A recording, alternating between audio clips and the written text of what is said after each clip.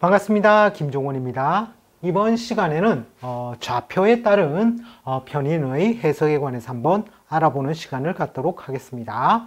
자, 사주팔자는 연, 월, 일, 시라는 4개의 기둥으로 이루어져 있습니다. 자, 그것이 바로 연주에 있을 때, 월주에 있을 때, 이럴 경우에는 일지가 되겠죠. 일지에 있을 때, 그 다음에 시주에 있을 때, 자, 이럴 때 편인이 있다면 어떻게 해석하는지에 관한 설명이 되겠습니다. 만약 연에 있다라는 것은 보통 어린 소년 시절을 이야기하죠. 따라서 어릴 때 식신을 방해함으로 성장성이 둔화된다라는 뜻을 가지고 있습니다. 그리고 연이란 것은 조상을 뜻하기도 합니다. 자, 그래서 조상 혜택의 부족으로 보기도 하고 또 소년 시절에 눈치코치를 보며 산다라는 뜻도 됩니다. 자, 그리고 식신을 완벽하게 제어하죠. 자, 그래서 꼼짝달싹 안 하고 가만히 앉아서 뭔가 목적을 달성하기 때문에 특별한 능력으로 보기도 합니다. 자, 그리고 월에 있다는 것은 월은 보통 격으로 잡죠. 그래서 가장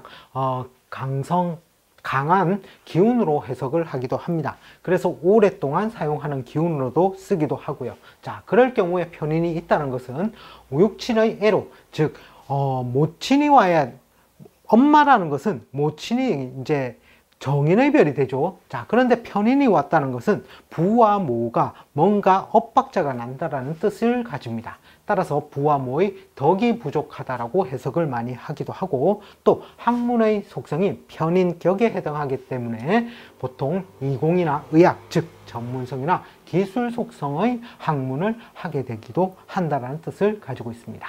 자, 그리고 편인의 자리에서 엄마를 삼음으로, 즉 엄마가 편인이 된 거죠. 자, 그렇기 때문에 타가 양육으로도 해석을 합니다. 즉 남의 집에서 자랐거나 또는 부모 인연이 불안하게 되는 인자가 되기도 한다는 것입니다.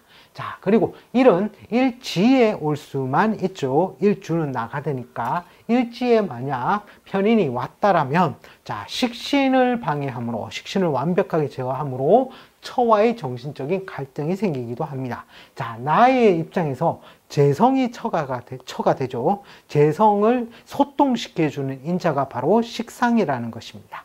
즉 식상이 있어줘야 뭔가 사탕발림 소리도 잘하고 그렇게 되는데 그것이 아예 없어지는 결과와 마찬가지가 되므로 처와의 정신적인 갈등 상황 이런 것들을 이야기하게 되고 또 한편으로 자기 중심적이 되기도 쉽습니다.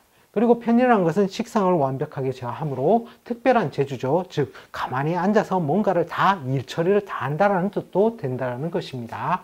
자, 그리고 이 일지의 자리에 배우자가 와야 되는데 편인이 왔으므로 어쨌든 인성이 되므로 모친과 동거 환경이 잘 이루어지게 됩니다. 만약에 여자의 경우에는 일지에 편인이 왔다는 것은 식상을 극하는 작용이 활발하게 이루어지므로 자식에 신경 쓸 일 또는 걱정사가 좀 많아지게 되고 또 자식이 장성을 하게 되면 객지로 나가는 특성이 있습니다. 왜냐하면 식상이 작을 때는 편인의 속에서도 있게 되지만 그 식상이 즉 나이가 들었다는 것은 식상의 기운이 점점 커지게 된다는 것입니다. 따라서 이 일지에 편인이 있음으로 해서 식상의 기운이 그곳에 있지 아니하게 되므로 있을 수가 없는 환경이 되므로 자식이 보통 장성을 하게 되면 객지로 나간다라는 뜻을 가지게 됩니다. 자, 시에 만약에 편인이 있다는 것은 보통 임대 사업을 하게 되거나 또는 철두철미하다는 뜻도 되고 말년에 건강 불안의 요소도 따르게 된다는 것입니다. 건강 불안. 자, 기본적으로 식신이 오면 그 편인이 오면 기본적으로 건강 불안의 요소는 조금 안고 간다라고 생각하시면 되겠습니다. 자, 이번 시간에는 좌표에 따른 편인의 해석에 관해서 한번 알아보았습니다. 시청해 주셔서 감사합니다. 다음 시간에 다시 또 찾아뵙겠습니다.